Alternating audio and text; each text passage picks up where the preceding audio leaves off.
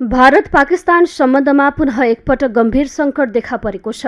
April 22, 2025मा भारतको कश्मीरको पहलगाममा भएको आतंकवादी आक्रमण, जसमा एक नेपाली सहित 26 पर्यटकको ज्यान गएको थियो, त्यसपछि उत्पन्न परिस्थितिले दुई आणविक शक्तिहरू बीचको सम्बन्धलाई झनै जटिल बनाएको छ।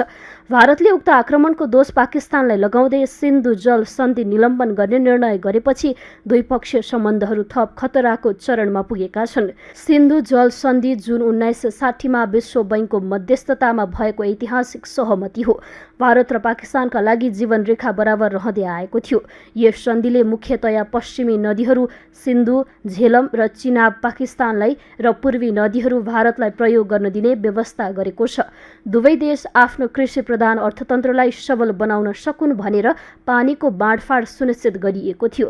तर हाल भारतले आक्रोशमा आक्रामक कदम चाल्दै सिन्धु नदीको बहाव सम्बन्धी जानकारी दिने कार्य रोक्ने, बाढी सूचना साझेदारी निलम्बन गर्ने र विभिन्न जलविद्युत परियोजनाहरू निर्माणलाई तीव्रता दिने निर्णय गरेको छ, जसले पाकिस्तानमा भय र असुरक्षाको भावना सिर्जना गरेको छ।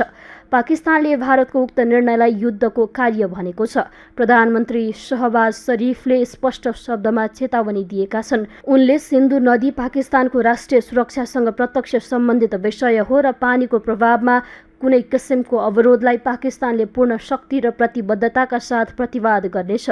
पाकिस्तान सरकारले भारतीय कूटनीतिज्ञहरूलाई निष्कासन गर्ने, भारतसँगको व्यापारिक नाका बन्द गर्ने, भारतीय नागरिकलाई प्रदान गरिएको भिसा रद्द गर्ने जस्ता कठोर निर्णयहरू लिएको छ। यसैगरी भारतले पनि कूटनीतिक र व्यापारिक स्तरमा समान कदम चालेको छ। यस प्रकार दुई देशबीचको सम्बन्ध झनै शून्यमा झर्ने सम्भावना देखिन्छ। यो नयाँ द्वन्द्वले केवल सीमा क्षेत्रमा मात्र होइन, सम्पूर्ण दक्षिण एसियाली स्थिरता र शान्तिमा समेत प्रत्यक्ष प्रभाव पार्ने निश्चित देखिन्छ। वास्तवमा सिन्धु जल सन्धि विगत 6 दशकभन्दा बढी समयसम्म अन्तर्राष्ट्रिय समुदायले सफल जल कूटनीतिको नमुना मानेको थियो। यो सन्धिले दुई देशहरूबीच युद्धको समयमा समेत पानी बाँडफाँड सम्बन्धी विवादलाई नियन्त्रणमा राखेको थियो। 1965 र 1971 का भारत पाकिस्तान युद्ध तथा 1999 को कारगिल युद्धका बेला पनि यो सन्धि यथावत कार्यान्वयनमा रहेको थियो। तर आज परिस्थितिमा आएको परिवर्तनले देखाउँछ कि अब पानी पनि युद्धको औजार बन्न थालेको छ। भारतले रणनीतिक हिसाबले सिन्धु नदीको पानीलाई कडा दबाव सिर्जना गर्ने अस्त्रको रूपमा प्रयोग गर्ने सङ्केत दिएको छ, जसको प्रत्यक्ष असर पाकिस्तानको कृषिमा देखिन सक्नेछ। पाकिस्तानको लगभग 80% कृषि प्रणाली सिन्धु नदी प्रणालीमा निर्भर छ। यदि पानीको आपूर्ति रोकिन्छ वा कम हुन्छ भने पाकिस्तानमा खाद्य सङ्कट, बेरोजगारी र आन्तरिक अस्थिरता भयावह रूपमा बढ्न सक्छ। जलवायु परिवर्तनको सन्दर्भमा हेर्दा पनि वर्तमान सङ्कट थप गम्भीर देखिन्छ।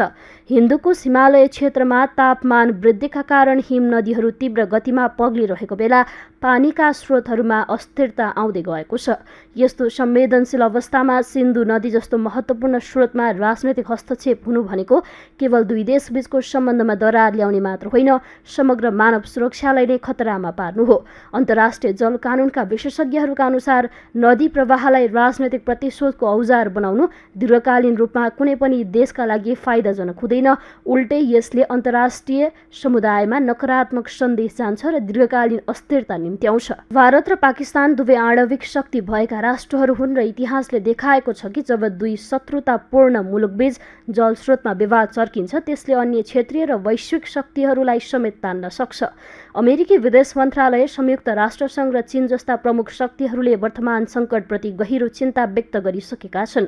यदि यस्ता शक्तिहरूले समयमै संयमता र संवादका लागि पहल गरेनन् भने स्थिति नियन्त्रणभन्दा बाहिर जान सक्छ। कूटनीति र संयमताका माध्यमबाट मात्र यस्तो सङ्कट समाधान गर्न सकिन्छ, नत्र पानी जस्तो जीवनदायी स्रोत युद्धको रगतले रङ्गीन हुन बेर लाग्दैन।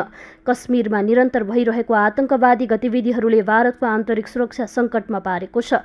पहलगाममा भएको नरसंहार केवल एक पटकको घटना थिएन, बरु लामो समयदेखि भारतले भोग्दै आएको समस्याको अर्को पाना मात्र हो। यदि भारतले सिन्धु जल सन्धिको पूर्ण रूपमा उल्लङ्घन गर्यो भने पाकिस्तानले पनि आफ्ना रणनीतिहरू अघि सार्ने सम्भावना बढिरहेको छ।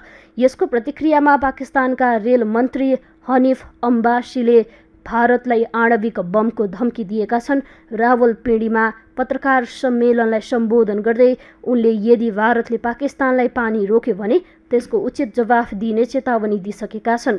हनिफ अब्बासीले हामीसँग संसारको सबैभन्दा शक्तिशाली आणविक बम रहेको र ती गौरी, शाहिन, गजनवी जस्ता मिसाइल र 130वटा आणविक बम भारतको लागि तयारी अवस्थामा रहेको बताएका छन्। यसले पनि यसलाई वार्ताको माध्यमबाट समाधान गरिएन भने रक्तपातको अवस्था सिर्जना हुन बेर लाग्ने छैन।